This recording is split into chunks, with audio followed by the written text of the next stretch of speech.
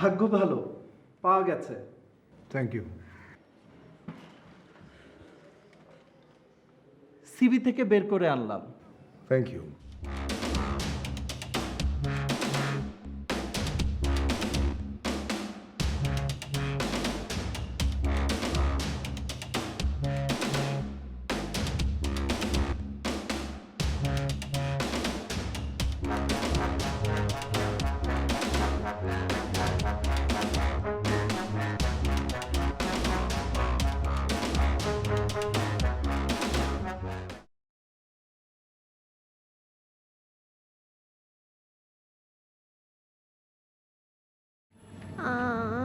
আরাম লাগছে?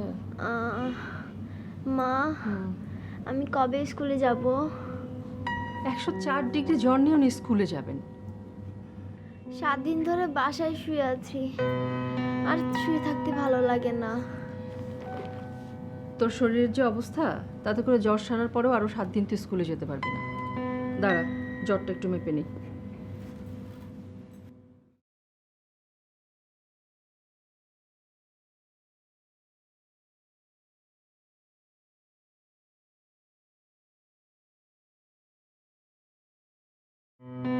কত? 102 সাবসিটারে কাজ করেছে। শোন, জ্বর পুরোটা নেমে গেলে কিছু খাবি, হ্যাঁ? আমি খাবো না।